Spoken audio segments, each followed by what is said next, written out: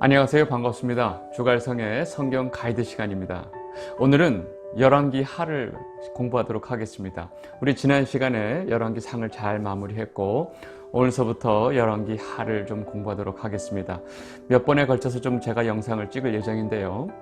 여러분, 그 열왕기 하는 사실은 열왕기서 책 하나를 반으로 나눴다고 보시면 되죠. 우리 상에서는 우리 지난번 기억을 하시면 아합 왕이 길앗 라못 전쟁에 나가서 죽는 장면으로 끝이 나죠. 그 이후에 열왕기 하 전체적이 주는 내용은 바로 뭐냐면 결국 이 북이스라엘과 남유다로 나뉘어진 이 두 그 분단 이후의 남북 그 왕국의 역사들이 쭉 가다가 결국에는 몰락하는 과정을 설명을 하고 있습니다. 이 열왕기 하 전체적인 내용을 크게 한 세 장면으로 좀 구분을 할 수 있는데요. 첫 번째 장면은 그 엘리사가 엘리야의 그 후임자가 되는 장면이죠. 후임자가 되고 또 엘리사가 어떤 사역을 하는지가 쭉 나옵니다. 그게 이제 첫 번째 큰 장면이라고 볼 수 있고, 두 번째 장면은 그 오므리 왕조라고, 여러분들 아합의 아버지가 오므리죠. 이 아합과 그 이세벨로 인해서 이 북이스라엘이 아주 그냥 바알과 아세라로 그냥 뒤덮이게 되고 그 악이 끝까지 가요. 이 상황을 하나님께서 예후라고 하는 장군을 들어서 다 처단을 시킵니다. 그래서 그 예후를 북이스라엘의 왕으로 만들고 엄청난 개혁이 이루어지죠. 개혁이 이루어지고 나서 북이스라엘은 그 이후에 엄청난 번영의 시대를 갖게 됩니다. 그리고 이제 이 당시에 똑같이 남유다도 이런 어떤 바알과 아세라가 이렇게 재해지는 그런 개혁이 일어나서 또다시 남유다도 굉장히 부흥의 시대를 갖게 됩니다. 이것이 이제 두 번째 장면인데요. 세 번째 장면은 이렇게 남유다도 북이스라엘도 이렇게 번영의 시대를 갖게 되죠. 근데 이 번영의 시대는 꼭 끝이 어떻게 되는지 여러분들 예상하실 수 있겠죠. 심한 영적 타락으로 연결이 됩니다.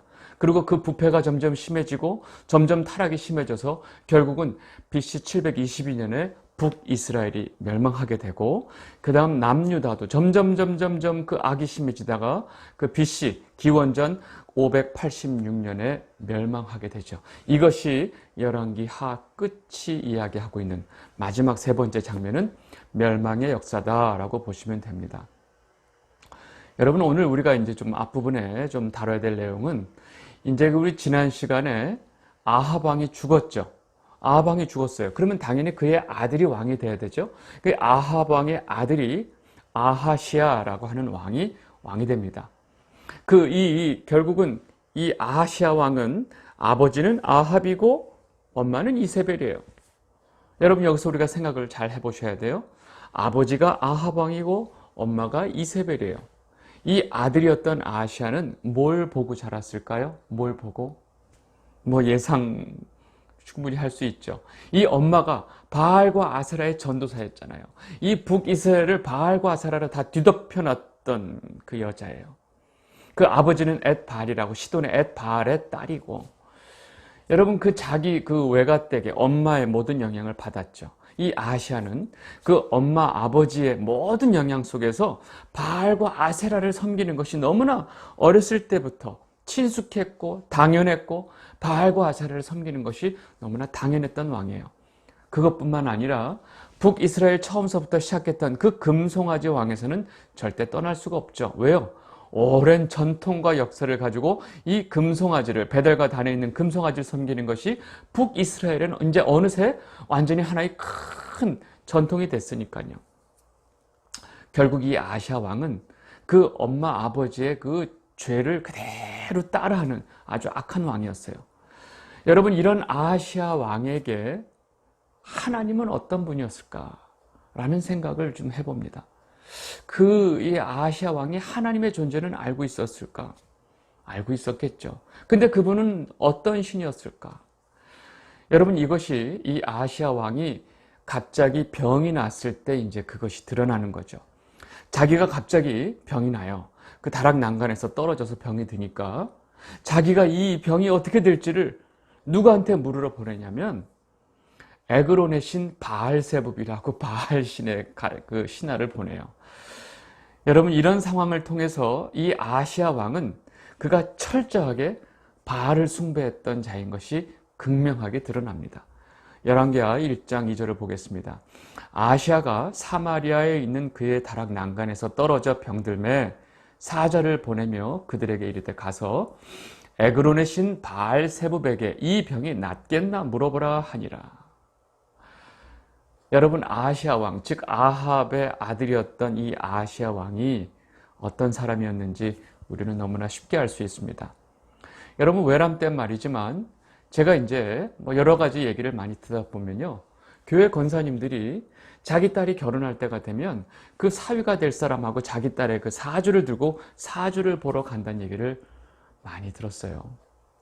누가요? 교회 권사님이. 자기 아이가 계속 대학에서 떨어지면 이 대학을 이번에는 어디다 집어넣어야 합격할지를 조바심을 느끼다가 결국은 점집에 가는 사람도 있다는 얘기를 들었어요. 여러분, 교회에 너무나 다양한 사람들이 많이 있으니까요. 이런 사람도 있고 저런 사람도 있겠죠. 그런데 제가 드리고 싶은 말씀은 자기가 그렇게 어떤 다급한 상황에서 결국 그 사람이 의지하는 것이 결국 그 사람 속 마음이라는 거예요. 여러분, 그분이 어떤 교회 직분을 가지고 있는 것이 중요하지 않습니다. 교회가 장로가 될 수 있고 심지어 목사일 수도 있고 집사일 수도 있고 그런 직분은 중요하지 않아요. 절대절명의 상황에서 이 사람의 중심이 다 드러나게 돼 있어요. 여러분, 그 자기 딸의 그 사주를 보러 다니는 그 권사님에게 하나님은 어떤 분일까? 라는 것을 우리가 생각을 해볼 필요가 있습니다. 여러분에게는 하나님이 어떤 분이세요? 여러분이 정말로 절대절명의 상황이 됐어. 정말로 이 병이 들어서 이제 죽을 상황을 앞두고 있을 때 여러분들한테 하나님은 어떤 분이세요?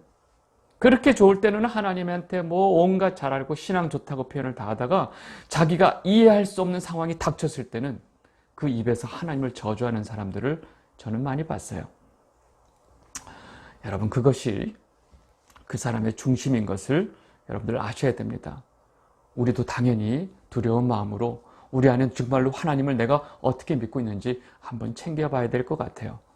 여러분, 이렇게 바알세붑에게 자기 병이 어떻게 될지 알아보라고 신하를 보내는 이 아시아가 어떻게 됐을까요? 이 아시아에 대해서 엘리야가 예언을 합니다. 이 나라에 물을 신이 없어서 네가 바알세붑에게 물으러 보내느냐? 너는 그 병상에서 내려오지 못하고 죽을 것이다 라고 예언을 하게 되죠. 그래서 아시아는 죽게 됩니다. 죽는데 아시아가 자식이 없는 상태에서 죽으니까 그 뒤이을 왕이 없잖아요. 근데 아시아의 동생이 있었어요. 동생 여호람. 그래서 결국은 이 여호람이 아시아가 죽은 다음에 왕이 됩니다. 결국 이 여호람도 아합의 아들이죠. 그죠? 아시아의 동생이니까.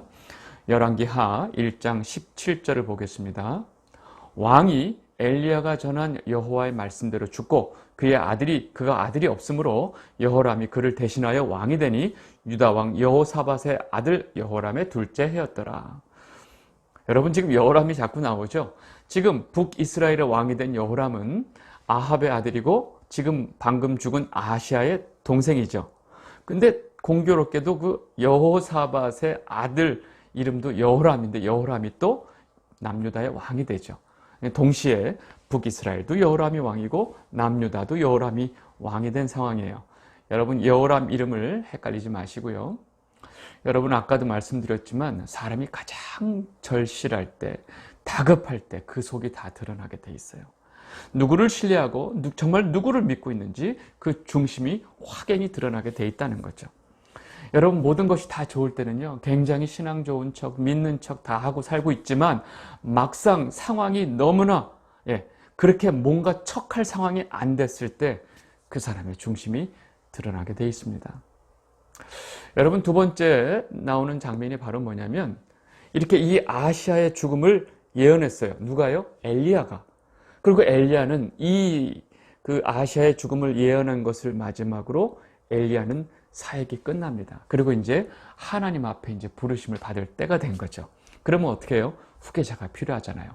그래서 사실은 엘리야에게 내 후임으로 엘리사에게 네가 기름을 부어야 된다 하는 명령을 사실은 진작에 주셨죠. 그래서 이제 엘리사를 불러서 지금 엘리사가 자기의 이제 수종을 들고 있는 상태였어요. 분명히 이 엘리사가 자기의 후임인 거 알아요. 아는데 엘리야가 엘리사에게 나는 이제 하나님이 가라는 곳으로 가야 하니까 너는 이곳에 머물라. 그리고 이제 분리를 시키려고 하죠. 그랬더니 엘리사가 무슨 말씀이십니까? 저는 여호와의 살아계심과 당신의 영혼이 살아있음을 두고 내가 맹세하니까 절대로 당신을 떠나지 않겠습니다. 그래, 알았어. 가요. 그리고 베델이라는 곳에 갔다가 야, 나는 또 하나님이 다른 곳으로 가라니까 넌 여기 있어라 하고 얘기하니까 또 엘리사가 하나님의 살아계심과 당신의 살아있는 영혼을 두고 내가 맹세하노니 절대 당신을 떨어지지 않겠습니다. 그래, 오케이. 그리고 여리고로 가죠. 그리고 이제 또 요단으로 가는데 너 여기 머물라고 그러고 계속 떨어뜨리려고 그래요. 아마 엘리사의 그 속 마음을 확인하려고 했던 것 같아요. 네가 정말로 내 뒤를 이어서 이 큰 일을 감당할 마음의 준비가 됐느냐 아마 물었을 것 같아요. 그런데 엘리사는 확고했습니다. 여러분, 그 엘리야가 엘리사를 부르는 장면을 보면요, 소 12결이라고 그래요. 그러니까 굉장히 부잣집 아들이었어요. 부잣집 아들이었던 엘리사가 이 하나님의 선지자의 이 어려운 일을 감당할 수 있을까에 대한 그 마음의 확증을 아마 엘리야가 했던 것 같아요. 근데 엘리사는 역시 하나님의 택한 사람인 만큼 끝까지 자기의 확고한 의지를 보입니다. 그래서 결국은 마지막 이 두 사람이 어디로 오느냐? 요단강에 오죠. 요단강에 와서 이 엘리야가 자기 겉옷으로 이제 요단강을 치니까 이 요단강이 갈라져서 요단강을 건너죠. 그런 상황 속에서 이제 마지막으로 엘리야가 그 엘리사에게 물어요. 내가 이제 하나님 곁으로 가기 전에 내가 내게 뭘 해줄까? 나한테 구할 거 있으면 얘기해봐. 그래요.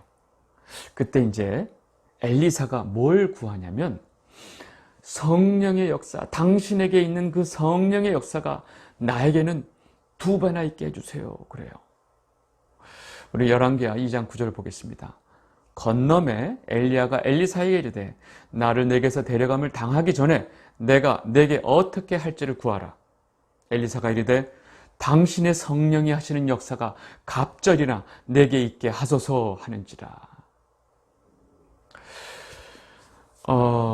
이때 이제 그 엘리야가 대답을 하죠. 야, 너 진짜 어려운 일을 구하는구나. 그런데 하나님께서 나를 내게서 이렇게 데려가는 모습을 네가 보면 그 일이 이루어질 것이다. 그래요. 열왕기하 2장 10절 보겠습니다. 이르되 내가 어려운 일을 구하는도다. 그러나 나를 내게서 데려가시는 것을 내가 보면 그 일이 내게 이루어지려니와 그렇지 아니하면 이루어지지 아니하리라 하고. 여러분, 우리가 이 장면에서 한 가지 우리가 좀 알아야 될 게 있어요. 여러분, 엘리사가 당신에 있는 그 성령의 능력이 내게는 2배나 있게 해주세요. 우리 더블 좋아하죠. 더블. 여러분, 지금 엘리사가 그런 어떤 영적인 능력에 대한 욕심을 가지고 제게는 2배의 영빨을 주세요. 뭐 이런 요구했다고 우리가 오해하기가 쉬운데 그게 아니에요. 엘리야가 있는 것에 내가 2 몫을 받는다는 개념은요, 구약 개념에 여러분, 부모가 자식에게 재산을 분배할 때 이 장자에게는 2 몫을 줘요. 그 얘기는 뭐냐면 이 집안의 그 뿌리가 어디로 가냐면 그 장자에게로 간다는 거죠. 이 집안의 흐름이 장자를 통해서 연결되는 의미가 그 다른 자식에 비해서 2배의 어떤 그런 그 자식을 이 재산을 물려주게 되거든요. 그 얘기는 뭐냐면 지금 엘리야가 내게 2배의 영적인 능력을 주세요 하는 얘기는 뭐냐면 2배의 영빨, 내가 좀 더 강하게 이걸 요구한 게 아니라 공식적으로 내가 당신의 적법한 승계자가 되는 것을 제가 원합니다 하는 거죠.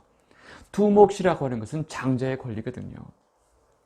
그래서 자기가 공식적으로 당신의 후계자가 되기를 원합니다. 이것을 사실 요구한 거예요. 그랬는데 엘리야가 뭐라고 그래요? 네가 나를 하나님께서 데려가는 것을 네가 보기만 하면 그것이 이루어질 것이다. 이렇게 대답을 하신 거죠. 여러분, 보면 이렇게 성경은 대답했지만 사실은 보기만 하면이죠. 여러분, 무슨 생각이 드세요? 이 엘리사가 이런 어마어마한 능력을 받기 위해서 뭔가 대단한 능력이나 어떤 노력에 대한 어떤 과정을 거치지 않고 그저 보기만 하면, 여러분 무슨 생각이 드세요? 여러분, 우리가 하나님의 자녀가 되고 하나님으로부터 구원을 받고 우리가 죽음으로 가야 되는 우리 죽음의 그 길을 돌려서 우리를 생명의 길로 오게 해주시는 이 엄청난 것을 우리에게 주셨는데 우리가 이걸 위해서 뭘 했죠? 우리는 한 게 아무것도 없어요.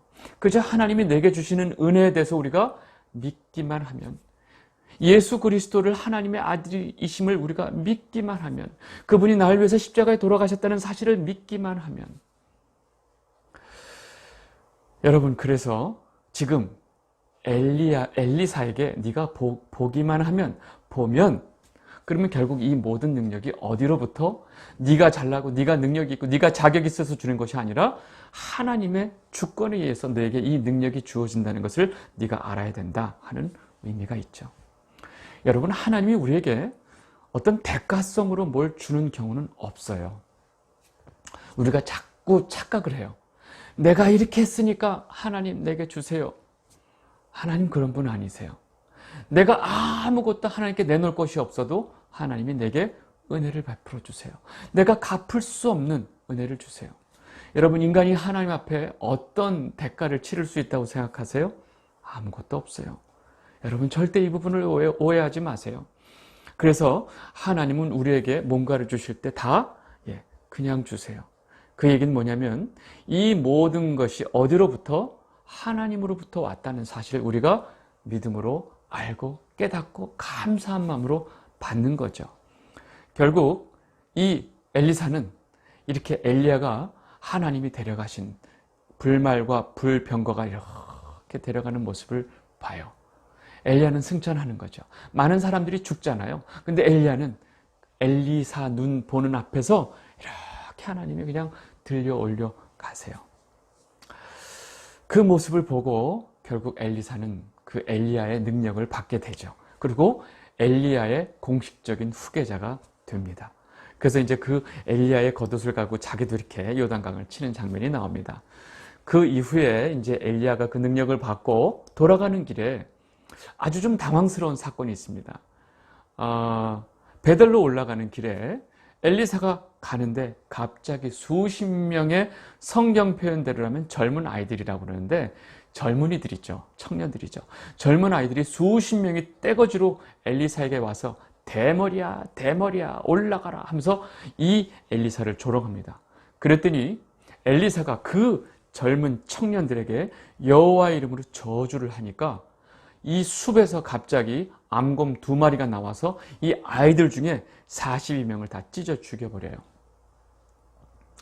성경을 보겠습니다. 열왕기 2장 23절에서 24절 말씀인데 엘리사가 거기서 베델로 올라가더니 그가 길에서 올라갈 때 작은 아이들이 성읍에서 나와 그를 조롱하여 이르되 대머리에 올라가라 대머리에 올라가라 하는지라. 엘리사가 뒤로 돌이켜 그들을 보고 여호와의 이름으로 저주하며 곧 수풀에서 암곰 2이 나와서 아이들 중에 42명을 찢었더라. 여러분, 예전에 저는 이 부분을 읽을 때 굉장히 좀 당황스러웠어요. 이건 뭐지? 이거를 또 어떻게 이해해야 될지 몰라서 굉장히 혼란스러웠던 적이 있었어요. 여러분은 안 그러세요? 이게 하나님의 능력을 받자마자 그 능력을 가지고 자기의 대머리를 놀리고 있는 아이들을 저주를 하고 그걸로 인해서 곰이 나와서 42명이 되는 아이들을 찢어 죽이는, 이게 뭐지? 여러분, 지금 우리가 이 상황을 바라볼 때 우리의 머릿속에 있는 인본주의적인 사고가 작동이 된다는 거 알고 계세요? 이게 말이나 돼? 이건 뭐지? 하고 여러분들 생각하실 거예요. 저도 그랬으니까요. 여러분, 이 이야기를 하나님의 선자를 함부로 조롱하면 이런 꼴을 당할 줄 알아. 뭐 이거 가지고 만약에 목사님이 하나님의 사자인 하나님의 부르심을 받은 목사를 조롱하면 이런 일을 당할 줄 몇십니다. 뭐 이런 식으로 만약에 협박성으로 얘기를 한다면 여러분 큰 오해를 하고 있는 겁니다. 여러분, 지금 이 당시의 상황을 우리가 이해를 해야 돼요. 여러분, 지금 엘리야가 사역하던 시대, 지금 엘리야가 이제 하나님께 올려갖고 이제 엘리사가 그 영향을 받았죠. 지금 왕이 누구예요? 그 아합의 아들 여호람이 왕인 시대예요.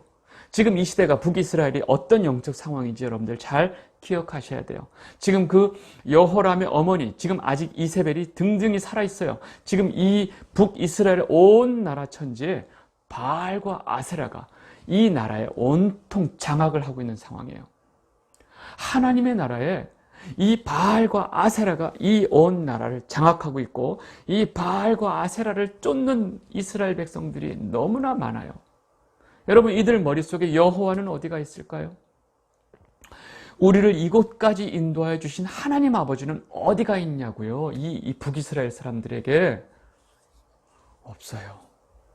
여기서 지금 엘리야를 놀려대는 이 젊은 아이들, 성경이 아이라고 할 때는 청년입니다. 30살 정도 된 청년들을 아이라고 표현을 하는데, 이 젊은 청년들이 바로 뭐냐면 바알과 아세라를 믿고 바알과 아세라를 숭배하는 우상 숭배자들이에요. 이들이 선지자였는지, 그 선제를 준비하는 바알과 아세라 선지자 생도였는지 모르겠지만, 이들은 바알과 아세라를 섬기는 우상 숭배자들이었어요. 놀라운 건 자신들이 바알과 아세라를 섬기면서 이 온 나라 안에서 그 기세가 등등한 거예요. 그래서 감히 하나님의 선지자인 것을 알고, 여호와의 선지자인 것을 알고 엘리사를 집중 공격하는 거예요. 떼거지로 몰려와서 네가 여호와의 선지자야? 이 대머리야. 여러분, 지금 이들이 누구를 지금 조롱하고 누구를 지금 멸시하고 누구를 모욕하는 거예요? 바로 하나님, 여호와 하나님을 멸시하고 모욕하는 거예요. 여러분, 지금 엘리사 대머리를 지금 자존심을 건드렸네? 이게 아니에요. 그래서 그 여호와의 선지자를 조롱하면서 하나님을 멸시하고 있는 거예요. 하나님을 떠난 것도 모자라서, 우상을 섬기는 것도 모자라서 이제 하나님을 멸시하고 하나님의 선지자를 대놓고 조롱하는 상황까지 이 나라가 된 거예요. 누가요? 바알과 아세라를 섬기는 것들이. 여러분, 이 상황에서 엘리사가 하나님의 이름으로 저주를 한 겁니다. 그랬더니 그 아이들 중에, 그들 중에 42명만 곰이 죽였어요. 여러분, 실제로 그들 중에 42명이 죽었다니까 50명이 됐는지 60명이 됐는지 100명이 됐는지 몰라요. 떼거지로 몰려와서, 여러분, 100명이 몰려와서 한 사람을 조롱하는 것 자체가 말이 안 되는데, 이 이방신을 섬기는 우상 숭배자들이 몇백 명이, 몇십 명이 몰려와서 엘리사를 지금 조롱하고 있었던 상황이에요. 여러분, 갈멜산 사건 기억나세요? 얼마 전에 그 갈멜산에서 엘리야가 몇 명과 1대 몇 명으로 지금 상대를 했죠? 850명. 그 바알 선지자 450명, 아세라 선지자 400명, 850명과 대결을 벌였죠. 여러분, 누가 비를 내려주시는 분인지를 거기서 정확하게 보여주셨어요. 그럼에도 불구하고 아합이 회개했어요. 백성들이 회개했어요. 여전히 바알과 아세라를 섬기고 있는 거예요.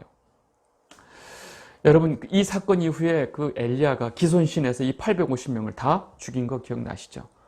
여러분, 지금 이 상황에 만약에 엘리야였다면 아마 하늘에 불이 내려와서 42명이 아니라 거기서 조롱했던 모든 자들을 아마 불로 태워 죽였을지 몰라요.